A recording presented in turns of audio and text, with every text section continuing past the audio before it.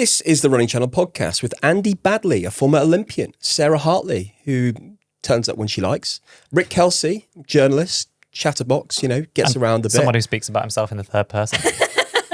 You do that every week, mate. You do that every week. Today we are talking about joy, grief, and everything in between. But that happened to me in 10 minutes on Saturday morning a couple of weeks ago.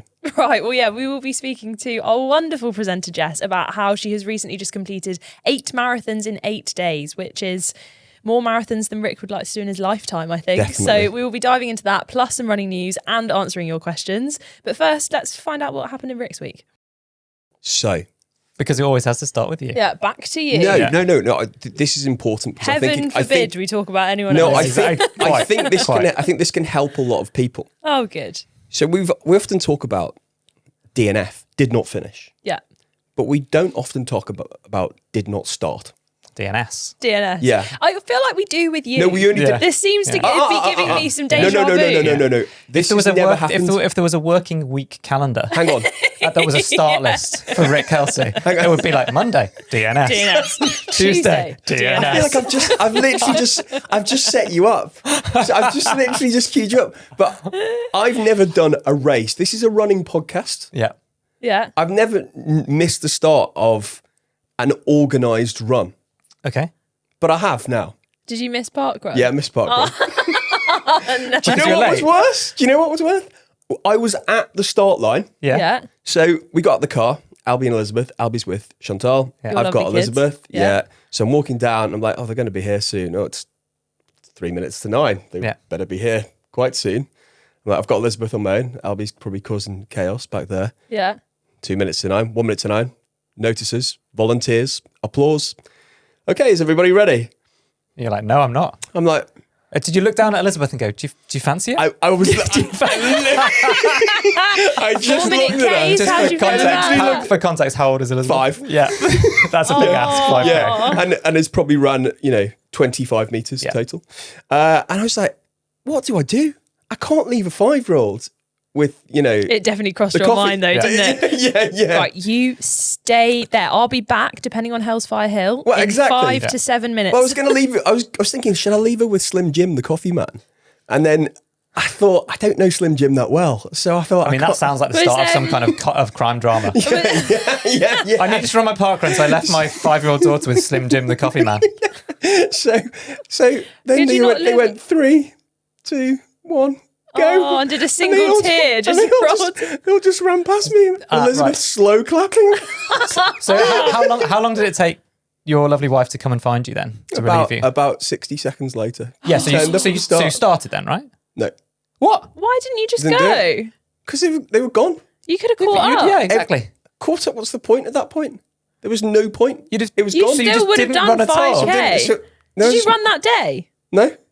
Oh, Rick. That is incredible. That is, I for got up someone who is born motivated, that is shocking. I got up, 1 minute behind at- everybody else. Yeah. Bear in mind that you finished 20 odd minutes in front of most of the people that run the park run. Yeah. You'd have easily I caught actually up think loads that of people. strategy could have been quite motivated. It would have been irrelevant. The time would, but you could have put You the time on could your have- yeah, watch you could and you have would have had it still on got your the watch. running benefit from it. Yeah. No, I just didn't see the point in it if I wasn't with the rest of them.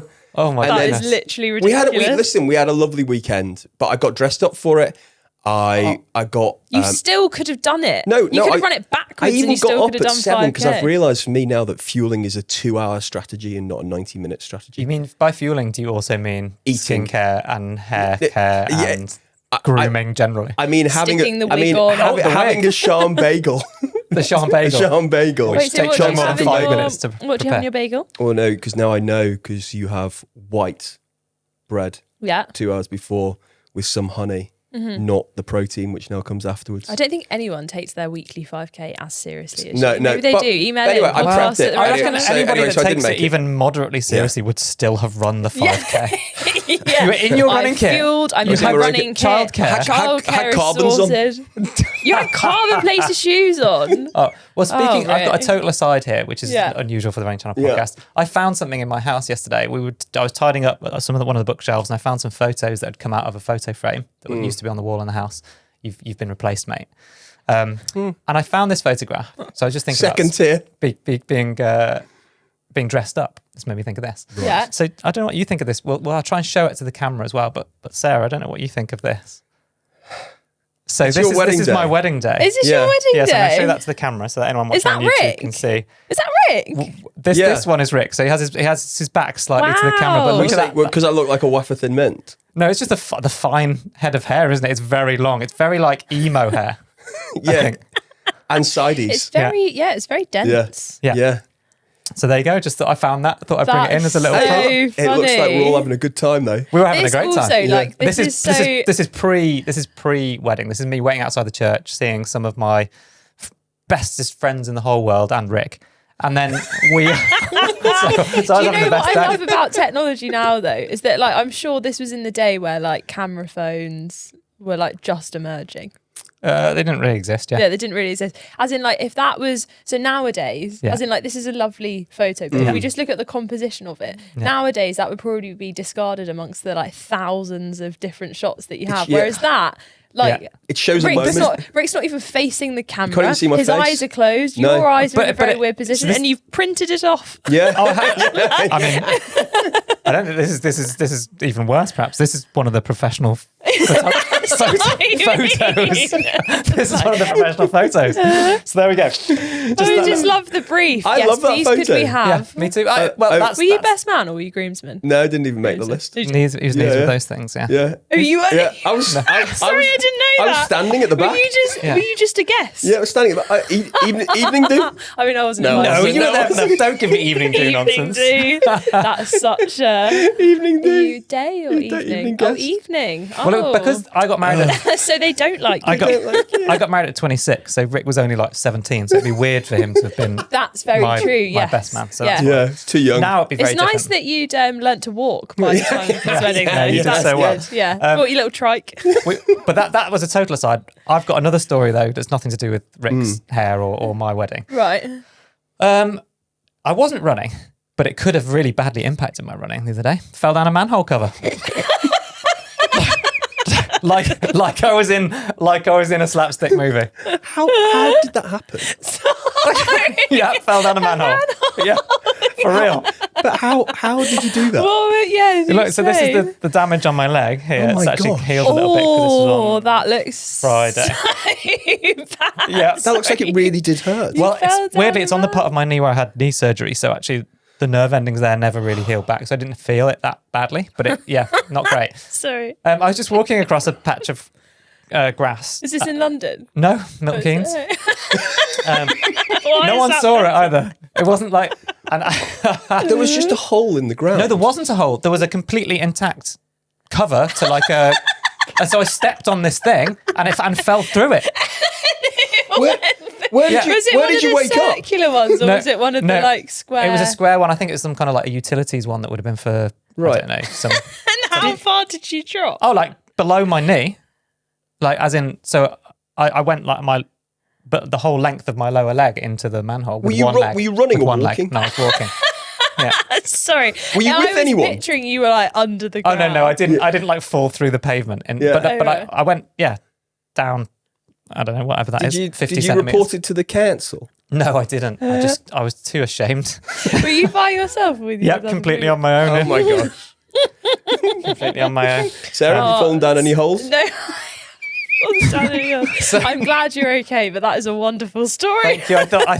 I was like, well, two things have happened to me. One, I found an old photo of Rick from my wedding. Two, fell down a manhole cover.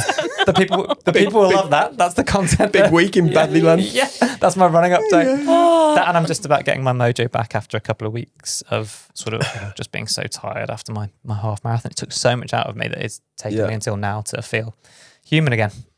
Sometimes races do really take it out of you. I have some news to share as well. Oh, yes. Which kind of slipped under the radar. I was but going to ask you about this actually. I ran a 10k PB. Don't know if anyone saw.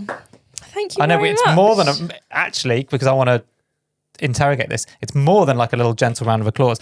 So bear in mind, a couple of years ago we did a track event where Sarah was trying to run breaking 45, and true to your breaking anything routine. Didn't happen. Didn't do it. Didn't do it. We were all very emotional about Classic it. Quite teary. me. No, Yeah. but even I was going to say the actual bit that was true to your approach is that then a week or so later, you went down to the track completely on your own and did do it around 44, 50 something, I think. Yeah. And that has, I think, stood as your best ever for a while. Yeah. And even that wasn't official. So yeah, my best official race time is like 45:05. Right. So now you just decided to go to a local race, is this right? Or did you time trial on your own? I time trialed on my own. Okay. So it still doesn't count then? Still doesn't count. Oh, no. Basically, because I've been in Chamonix for UTMB, because we're then going out to I was about to say the Olympics, the World Athletics Championships in Japan, which is literally the day after this episode. Actually, no, we'll be there when this episode comes out. So let's come back to your 10K. Let's do the World Championships now. Yeah. Because that's where we are right now. As you're listening to this podcast episode, we're in Tokyo. We are in Rick Japan. has seen the North Pole, potentially. Yeah, Well, if we're taking that route, we just don't know yet. I mean, this is kind of blowing my mind. I really don't want to sit little next bit. to you on the plane. What if we're over the North Pole? No, because you'll just be banging on about it and you'll be so boring. I've read a lot about it. But if you're listening to this and you like the Running Channel podcast, then you're in for a treat. You're getting so much more of it over the next 9 days. Yeah, because every single day of the World Athletics Championships in Tokyo, we will be reporting back on our experiences, much like we did during the Olympic Games in Paris. We can't wait to do it. We want to show you all of the stuff that you might not see on the TV coverage. Yeah. Obviously, we'll be talking about the big events and what's been happening, but also just letting you behind the scenes in what's an incredible stadium. I went to it earlier this year. And also it's a stadium that the Olympic Games took place in 2021 after COVID, a year late, with no crowds. No spectators, yeah. So it's going to be a really magic experience for the city of Tokyo and for all of the experience that 10 days the in athletes that Tokyo. get to go in that. So yeah, exciting. we hope you're excited. So exciting. Also, let us know if there's anything that you want us to do, that you want to hear about. Like, we're going to go do some runs. We're going to make Rick get dressed up and actually go for a run this time. We're probably going to be doing lots of tourism things as well, hopefully in between. And we've got watching the access athletics. to actually speak to some athletes, we hope. So that's the idea, is to me bring and- you some action from the mixed zone. Yes, somehow me and Andy have been allowed in. What, so You and Andy. Yeah, somehow we didn't the get you two accreditation. Sorry, mate. Somehow the two non-journalists have access to the mix zone, and meanwhile Rick will be somewhere in the stadium. I'll just grab them outside. Yeah. Gabby! Is that a Gabby I'm Logan not sure the reference? restraining order will allow that. Gabby Thomas. Oh, Gabby Thomas. Sorry, I was thinking of Gabby TV presenters. Logan. Yeah. Just any Gabby. Yeah. There we go. So Yeah, Yeah. 10 days in Tokyo. Very exciting. Very exciting. that seemed like an opportune moment to mention that. But Yeah. you just ran a 10K PB because you've been doing so much training with North Hertz or either North Hearts Roadrunners, Yeah.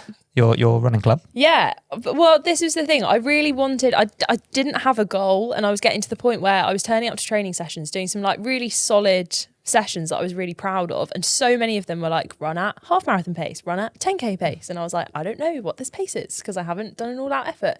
So I decided I love that was your motivation to go and run an all-out 10K. It's like, well, I want to find out. I want to validate my 10K pace. well, yeah. Well, do you know why it was Such as well? a psycho. Well, because we were like, sometimes we like run in like in little groups within the running club, which is what I love the most.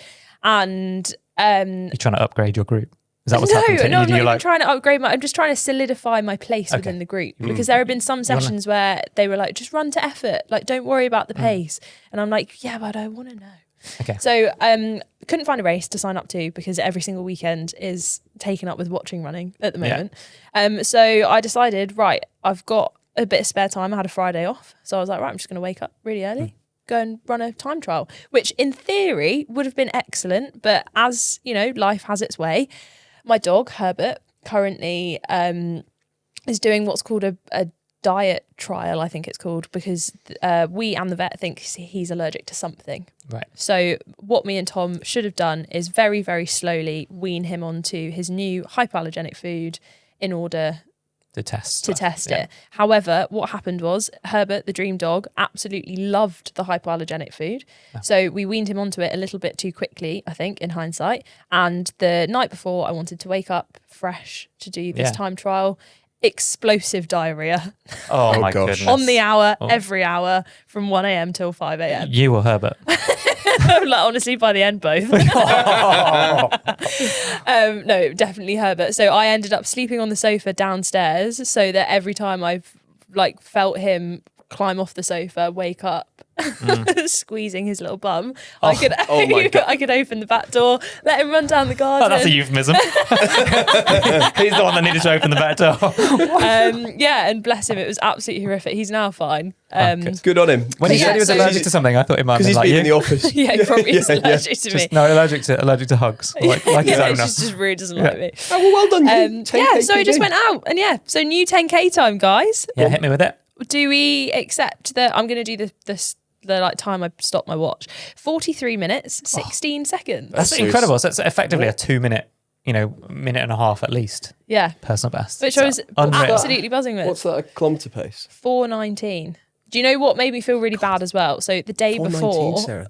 the day before was when you'd done your 5K PB attempt, and you ran 22:26. 22. And I felt really bad because I did it on the Friday morning afterwards, and I remember looking down at my watch when I hit 5K, and it was like 21 something, and I was like, well, maybe I shouldn't actually be doing this because is Rick going to be really annoyed? I've just been like, well done on your 5K, mate. Yeah, ran Just gonna do that twice. Ran that twice. See you later. Twice. Yeah. But good, solid amount of running all round for us in the last few months. And now we're going to say goodbye to Andy. Yes. We are. Until tomorrow. You'll be back tomorrow Yeah. for another Of course. podcast. We'll Yeah, let sorry. you I was like, what are you recover talking about? Yeah. Because I remember we have to record slightly in advance so that we can get on a plane and go all the way to Tokyo. Yes, you're being joined by someone who is much more exuberant, exciting, passionate, and exciting. I said exciting twice. Yeah. She's so exciting. She is Articulate. actually. Yeah, articulate. That was the word I was looking for. Our lovely Jess. So, bye, guys. See you Bye. later. See you later. And Jess has just come into the room as if by magic. Hello, Jessica. Hello, how you doing? I mean, more to the point, how are you doing? Running through grief, insinuating joy. that I'm Yeah, not quite well? yeah. I mean, where are we up to on your marathons of the year now? So I've run 33 marathons out of the 42. Okay, So I've actually only got 9 left, which is a nice feeling. Only 9 left. only 9 to go. In the year? Yeah. That's pretty good, right? That is really good. It must feel really nice now to have like broken the back of like you're well and truly past halfway.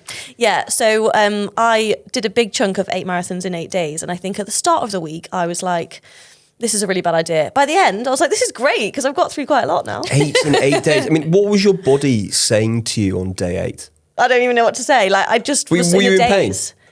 Yeah, like I think every day I was in pain, to be fair, like, and everything was just kind of hurting a little bit more. And by day 8, I think my body had kind of stopped sending some of the signals because it was just like, well, she's going to Do keep you know running. what, though, Sarah? Sarah, she says that, but I remember she came in the morning after and she was just glowing. She's like, whatever. Yeah. My body says whatever. I'll do It's just 9 taking next it in time. your stride. It's just from Yeah. being outside. Yeah. But yeah, I did. I turned up to the start line and I was so overwhelmed by how many people were there to run with me. So I was doing 8 laps of 5K around Richmond Park and so many people were there. And I kind of came out and I was a bit like, oh, hi. And someone said to me, I don't know you, but you look like you're in a bit of a daze. And I was like, yeah, I think that's pretty much sums me up. I'm just there like, right, let's just run and see what happens. Well, yeah, I can't imagine how like tiring that must be. Not only doing like 8 and 8, but having done kind of 20 odd before that as well. Really challenging. Yeah, But can really you? So challenging. for anyone who might have been living under a rock until this point in the year, can you remind us why are you doing this challenge and kind of what's the meaning behind it? Yeah, so I'm doing 42 marathons in 2025. My oldest brother, Eddie, would have turned 42 back in April this year.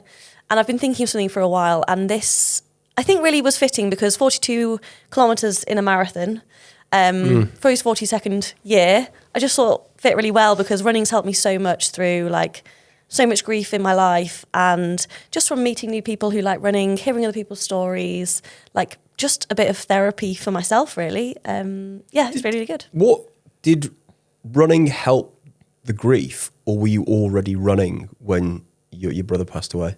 I was already running, so I've been running since university.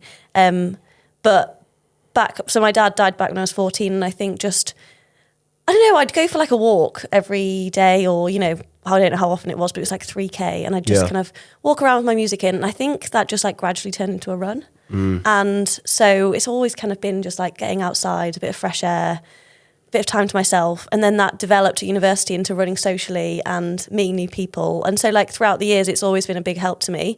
But yeah, especially when my brother died, I just kind of started pushing myself to like new limits, I guess, and just being like, well, what can I set myself a challenge of doing to kind of have something to focus on? And I guess just kind of, I think it's really important to think about everything and to grieve properly, but also think like it's good to like, on those mornings where you don't want to get up in the morning and you don't think like there's, I don't know, when it really seems like gloomy, I think just having a reason to get outside and it can really turn your day around. Is there a sport, do you think, that people are able to deal with grief in a better way than running? Because I don't think there is. Because if you think about the London Marathon at the finishing line and you see why people are running those races, people don't tend to go and, put on a football match in the memory of someone.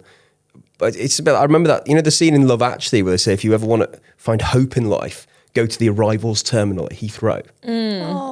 And I feel like that is about, the finish line on a marathon, because people are so emotional that they've got through it. And so many people run because they've lost someone and they want to make money for that cause, or they want to champion that cause.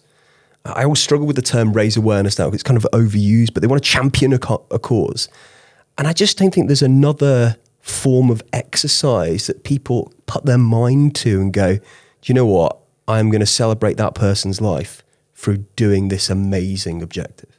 Yeah, do you think we're biased? I don't know. I mean, I'm slightly. sure lots It's of people probably in run the charity title football somewhere. matches. Yeah. But no, I definitely think that like so many people I've spoken to have told me about their stories and, how they've been raising money for a charity or setting themselves a new challenge and how it's helped them. So definitely think it's really a common thing. And yeah, like you said, in London Marathon, for example, so many amazing causes that are being raised money for. And I'm raising money this year for Big Moose Charity, which is a mental health charity, and the Air Ambulance. So I think it's just like, it's a really nice way to be able to like, yeah, as you say, raise awareness, which is probably overused, but also then, raise money, but just a chance for people to join in with something that could be such a solo sport, right? People think of running and think you can just go out and run by yourself. But the beauty of it is that you can do that. And you can also run in a group of however many joined me on my marathons, and it's also a great sport where everyone comes together. I think that was what was really nice to see with the 8 and 8. You covered a lot of it on social, as well as obviously like doing it every day as well. And there were some days where you could like see on Instagram that you were broken from the day before, and then you went out, run a marathon, and you were kind of buzzing again after it. Did you really find that it was like the people each day that lifted you up? Oh, 100%. And so day 4, I was in Birmingham, and no offence to Birmingham, but it was my worst day. I had 2 people joining me, which was so lovely, but by halfway they had to go, and I was running in the week, so like absolutely fair enough. People had work to get to, but yeah, I had a half marathon by myself, and it was a rough day out. Was that the day it rained as well? It really rained hard by the end of it. When you were a nurse, Jess, where was that? Was that in Birmingham? No, that was in London. You told me that you were a nurse in Birmingham. No, That's why that didn't. No. We were in Birmingham when you told me that you were a nurse. That's why I got that link. We were doing running home for Christmas. Running home for Christmas. And we were running through the centre of Birmingham. Yeah, and that was when I found out you were a nurse. Yeah. There was a link there. Yeah, I did used to be a nurse. And you did tell me about it in Birmingham. I did tell you about it in Birmingham, but I wasn't a nurse in Birmingham, just to clarify. Yeah. But yeah, no, I went home after Wednesday and I thought, this is awful, I don't know if I want to carry on. But knowing I would go out there no matter what. But I was driving to Leeds the next day, so it was about a 2-hour drive. And I was just thinking to myself, right, today's going to be a good day. I know someone that's there. And even just having someone at the start line with me that had said, I'm going to be there, I'm going to be around and about if you ever need anything, and just like helping me with the route was incredible. And I got to Leeds and I was in such a good mood. I was on day 5, so I don't know how I was in a good mood, but I got there and someone ran their first ever marathon when they thought they were going to run 15k. So that was great. Wow. And we just had such a great support team. Everyone just bonded so well. And I just thought by the end of it, we all went for a pastry and everyone was there at the end. And they all just lived in Leeds and they were like, let's meet up afterwards. And like, they just made new friends on that day. And I just thought, that's incredible. They've all come here for me and they've all ended up living with a new friend. Do you know, we talk about running, like so you met someone on the line, you didn't know them all the time. These people are just turning up and they're kind of giving you that feel good factor when you're running, they're clear in your head, because that's what we do. Like so many people run I mean, that's why Sarah, that's why you got into it, really, wasn't it? Like clearing your head. But do you think with grief, what is it that allows you to clear that pain, that grief out of your head? What is it that the run does that takes it out of the bad stuff out of your head? I mean, don't get me wrong, it doesn't happen every time, but I think I guess it's the endorphins. It makes you feel good because, you know, you're out and about, you're getting fresh air, where you could have just sat at home and felt sorry for yourself. Like, I think, fair enough, you need those days where you sit at home and you literally just cry. And I've done that a lot of times. I've gone out on a run before and it's made me cry and I've gone home. Also been great. Like, I think it just, I don't know, it makes you get out of bed. And I think you can just turn your day around from getting those endorphins, meeting someone where you've got somewhere to be. And like, I took a bit of time off work after my brother died. And I think, do you know, like, for me, I could have just stayed at home and wallowed. But I did that. And I also got out sometimes. And it just, like, the balance of the two, I think, really helped me. And do you reckon this year a lot of what you're doing is kind of like dedicated to Eddie as well? Is that helping you process grief as well? Or are you learning anything about yourself throughout all of these marathons this year? Oh my goodness, I did not anticipate how emotional I'd be this year. Really? You don't want to see me at home, Rick. It's just like, even when I was running the 8 marathons, it would be that I'd be fine throughout the marathon and then I'd get home and someone would send me a text saying well done or anything and I'd be crying. Was it thinking about your brother? I think it was just like, I think it was being tired and like bringing back all those emotions and like the reason why I was doing it. And I think probably just like breaking yourself down to exhaustion as well also just like brings up those memories a bit more. But also like my brother's children, so Eddie's kids, they're 8 and 9 now. And my niece who's 8, she said to me when she was running, she came and ran with me for a bit and she said, "Oh, Auntie Jessie, I just saw a robin and that means Daddy's watching you today." Oh, and like it's just things like that, and they were saying how proud they were, and I was just there like, but I'm so proud of them, like the amazingness of them just being there, turning up, being so positive, remembering him every day, where I think I'm probably a bit more guilty of thinking I'm going to kind of try not to think about it every day. They remember him all the time and like just bring him into everyday life, and I think that's something that this year has really taught me, is that you can still like have everyone in your memory and like I guess honour them through your own life. Yeah. and it is hard because it must be like so painful to talk about it. And I think that's maybe like such a difference between like adults and kids as well. Like kids want to understand it, so they will keep talking about it, even if it is painful. Whereas I've definitely had that as well. I think it's so much easier in adult life to just want to bury it. But actually, yeah, it's so powerful to be able to talk about people and remember people, but equally hard if you're tired, you've run loads of marathons and you're having to think about it as well. Yeah.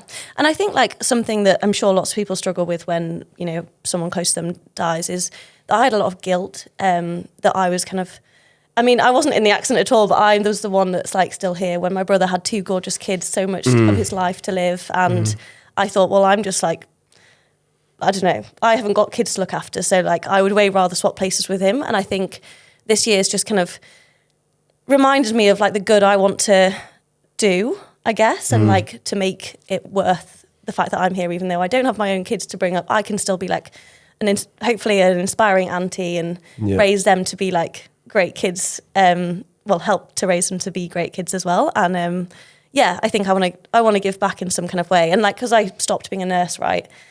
I'm not helping people in the same way I was, but hopefully I can help people in a different way instead. Well, if you ever want to look after my kids, you're welcome. That's quite Rick. sure that's what she is getting. Sure, send them around for babysitting. It is true though. Grief manifests itself in strange ways. I mean, you mentioned there about the robin. I did the 2016 London Marathon. I did it for the British Heart Foundation because my dad had died that year. And I kind of got through the race all right. And I found it wasn't like pulling on me because basically I was in such misery and pain from the running bit. But when we finished, I remember coming into Horse Guards Parade and, you know, just walking and just like, just the feeling of achievement. I felt like all that, dismissal that I'd had from the last 6 months of like, oh, why didn't I take my dad to more hospital tests? Why didn't I get him checked over? Why didn't we push harder as a family to make sure his heart was all right? And actually, his heart wasn't all right. And like it's like all that came in that like immediate half hour afterwards. And I think it's I suppose, but it's great to release it. Yeah. Because you've had that building up in you. And I suppose by doing sport, whatever it is, for us it's running, it allows you to release that pressure that's built up in your head. Do you know what I think it might be as well? Like I've been still talking to a sports psychologist, and a lot of what I've talked to her about, Josie Perry, who we had on the podcast, is that when you like hit a really like bad point in a race, a lot of people have like that voice in their head that's saying like, you can't do this, you're rubbish. As adults, you can have lots of different versions of it. So like I have a very dramatic one. I also have a very lazy one like in my head. I think as well, when you're running, not only will you have thoughts about running, but I think it is an opportunity for like all of those emotions that both of you have just described of guilt or regret or all of those things. It all comes to the surface, and actually it sometimes is a really good way to process how you're actually feeling, because I'm sure that that's like a really hard thing to admit. And that's probably because it's so mixed in with grief. That's one of the things where you do want to bury it because it's an uncomfortable feeling, and it's horrible to walk around with the weight of grief, but also the weight of all of the mixed emotions that you're feeling as well. Whereas running actually sometimes forces you to tackle them, to think about it, to process it, to kind of not bury it, which is so easy to do if you are sitting at home and you can distract yourself in lots of different ways. There's kind of nothing to hide from. Do you ever just sit at home and don't do anything? Like, it's crazy now. We're constantly on our phones, or we're cooking, or we're doing whatever at home. You don't actually really get that time to just sit with your own thoughts, do you? So I think you're so right that you kind of get out there, and that's your time that you've got no choice but to think. Processing.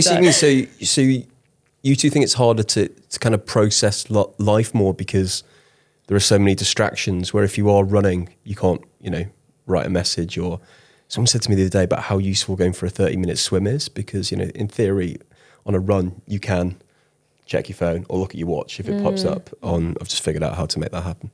But, if you go for a swim, you are just completely on your own. Yeah, but when you're swimming, you have to think about your breathing. Like, how do you breathe underwater? It's just crazy.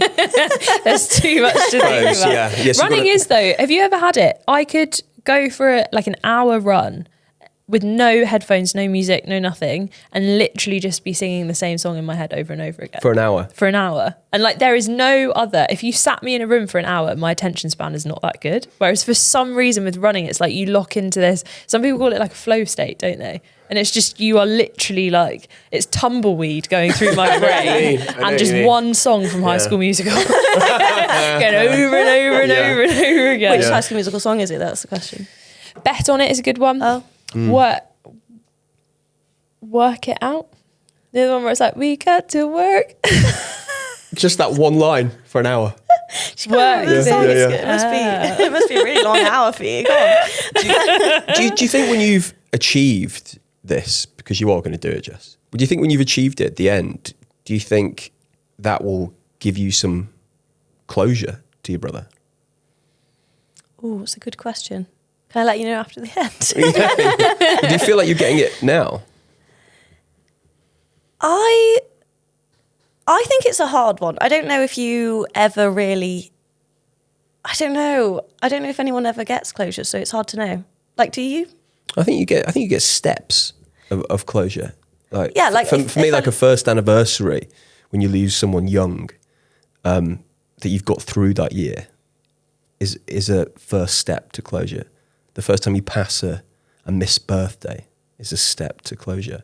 And I think the first big thing, first anniversary, really puts a fork in the road, and you go, right, I've got through that.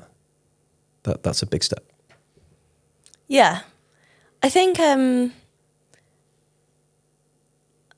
mean, I hope so. I think there's always going to be, things that come up and memories, and I think those anniversaries will always be kind of hard, those birthdays, but I think I would like to work towards where I maybe only really celebrate the good occasions, and I kind of almost can not let say the day he died, I'd rather not remember that day and just remember the days that were good days, remember nice Christmases and nice birthdays, and actually celebrate all the years that we did have together rather than replaying the awful days in my head. Yeah. So yeah, I think, I'm working towards that, and I think it does take time. And I always think God, he died 40 years ago. That's ages. So much has happened since then. His kids are going to secondary school soon. And I think it's hard, isn't it? Because then I think that's no time at all at the same time.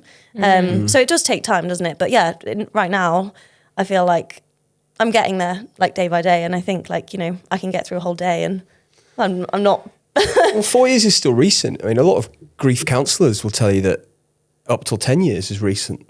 Yeah. Because there are still firsts that crop up. Yeah.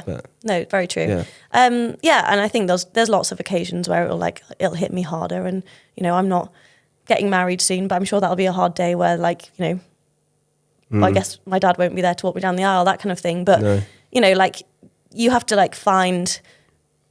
I think it brings people closer together in a way as well. And me and my family are still a huge family, and we're so close. Yeah. And so I just feel so lucky every time I go home to be able to see them and go home to them and share nice memories, but also be making new memories. And even though every day that I see them, or in between, I'll be sad that he's not there to share that with us, I think you just have to appreciate the moments you do have, and anything could happen tomorrow, so you may as well just enjoy today. Well, Sarah and I think you're a nutter. No, but we also think it's amazing.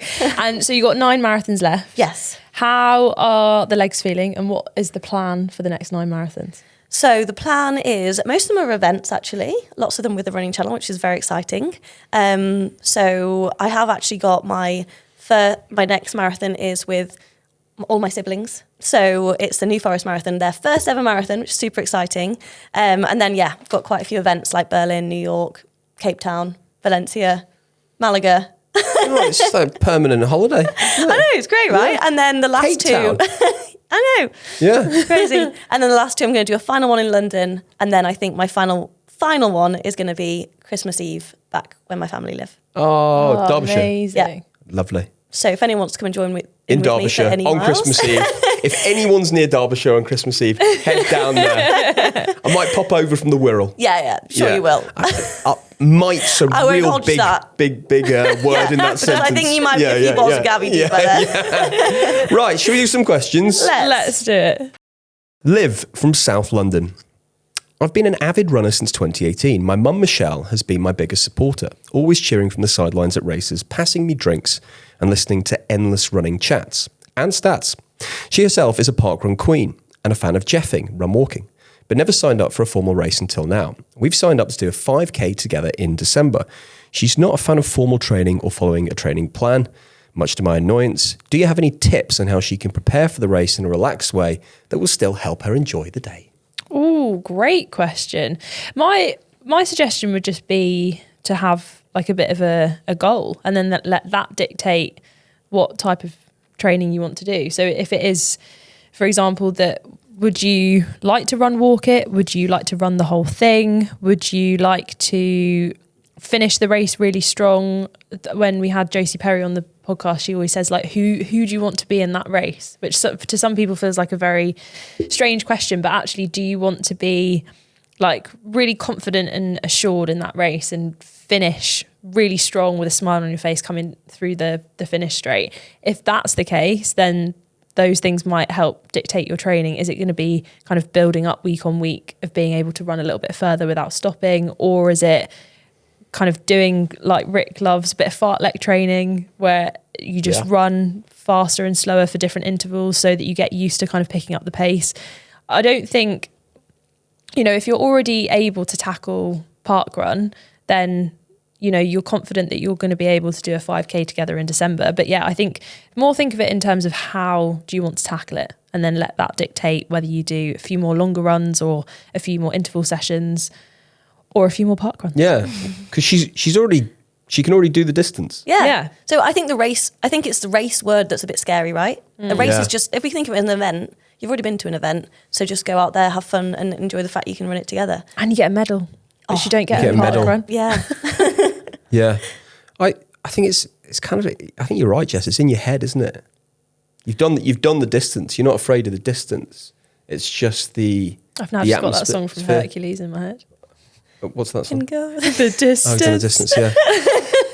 I think you'll do it, Liv. Yeah. And Liv's mum. Oh, also wear a Christmas jumper because it's in December. How fun. Oh, You can yeah. dress up. Fun. Harry Chalmers, I've got a question too. If you run a race and your watch says that the distance is shorter than the one advertised, 4.6k in an advertised 5k, for example, can you still count it as a PB? My PB for 5k was set in a race that was actually 4.8k. So should I still count this as a PB?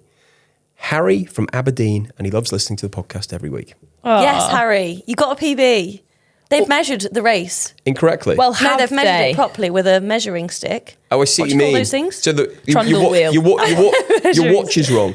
Every week, my park run is 4.99. Do you cut the corners in that park run? That's why. I've run that park run. I don't cut You the do. corners. There's a No. log. You jump over that log. That's it. Yeah, Further that's part of the distance. course, Oh, no. Sarah. That's not part of the course. You're not supposed to. I just do a you're not quick- I do a supposed to quick turn. hurdle. No, you're not I do a supposed to quick hurdle. turn on the Such log. a lie. That is part of- Literally, that is there's like part a of hair. the There's like a course. hairpin corner, and Rick like hurdles over Oh, a log. so that's the extra. I- 10 Cheater. meters. No, I jump. We've talked about this once before. Or whether how Look how annoyed he is. whether you take a large corner Yeah, or whether you cut it off. straddle the corner. Yeah. So you're still within the course. No, it's not. It's not steeplechase. It's that. Just go round the corner. that's Next time you what's should happening try here. running round and see if Yeah, you and see if that gets you to 5. Okay. and then we'll know. But back Anyway, to Harry. back to Yeah, Harry. but Harry's point is more dramatic than point. That's quite zero. far off, isn't it? 0.6 rather than 5. First thing you need to check is it actually a measured course? Because we've had this question before. I think it's UK Athletics affiliated. If it is measured, then go off the chip time for the race rather than your watch. If it is unofficial, so like for example in like Power of 10 where you get like all of the athlete rankings, park run is listed as separate to your 5k personal best all time, because you can't, whilst park run is measured, as Rick has perfectly demonstrated, you can't necessarily trust people to take the intended route, and so it may end up being shorter or longer than intended. But what I would say is that if it is a measured course and your watch comes up short, 100% go off your chip time. And as Rick recently learned, if unfortunately you get taxed by Strava, which we all know is a very problematic I got problem. taxed on my PB in Victoria Park. Yeah, so all you have to do is pop onto your laptop. Now, we're not, saying cheat here, but if you did run the distance and you need your Strava to reflect your hard work, Yes. pop onto your desktop version of Strava, scroll on down to where it says adjust distance, and sort yourself out that PB. This is right. I think we could do a whole episode on Jess told me about that. I actually don't think it was me. Was No, it? it was- I said how to merge two activities. No, you told me. I think you told me about that. Okay. But I'm not sure of the morals of it. I don't think you can lie. So from my understanding, what happens is that the only thing that you can adjust is that it will take your like actual what your watch says. So I'm guessing when you did the time trial, you paused your watch and it said 5k. And then when you uploaded it to Strava, you got what people name as the Strava tax, and then it said 4.99. So then in Strava, all you do is you scroll down and you say no, I see. take what the actual watch said, and then in that case it will round it up. No, my watch said 4.99. Oh well, But I then. ran with Steph Kessel, Rick's a British liar. Olympic runner. We should have kept running. I ran alongside her, and hers was 5.01. Always go for your own watch, honestly. No. Well, Oh, so you are a cheater? No, Wow, I this ran- is an with Steph. exclusive for the I podcast, ran with isn't Steph, it? Sarah. I don't care if you ran with like the man who stepped on the moon first. If you didn't run 5k, then you're lying. Because you And might have know missed what? an extra You're step only to her. lying to yourself. Maybe he I'm was not- cutting I'm corners not with Steph even- You might as have well. stood, yeah. I'm not even You were going- on the inside lane. I'm not even gonna. I actually did Birkenhead Park Run a couple of months ago, and I'm sure it came up at 4.8. So it was 200 Gosh, meters you must out. have really cut the corners there. Look at how annoyed he is. Right, well, I know how we can sort this because luckily enough, we filmed your entire PB attempt for YouTube. So hop on to the Running Channel YouTube, watch the full, I think, 23-minute video, take some screenshots of where Rick cuts the corner, and in no time, we'll have this problem solved. God, I can't wait to spend 2 weeks in Tokyo with you. Yeah, it's going to be good. Really excited. If you want to see the breakdown of mine and Rick's relationship, then keep listening to the Running Channel podcast over the next 9 days. Jess, thank you. Yeah, and a huge good luck for the rest of the year. 9 marathons to go. A lot of them we're going to be filming as well, so stay tuned for that. And we'll all see you on Christmas Eve. Yeah, see you in Derbyshire Christmas definitely. Eve. Get Rick there and I'll be amazed. Yeah. I think you should do something to honour him, yeah. I do, yeah. I'll do like an extra kilometre or something for you. Only if you do the whole marathon with me. Oh, yeah. I think the chances are low. All right. The chances are low. Okay. We'll see you next time. Bye. Bye.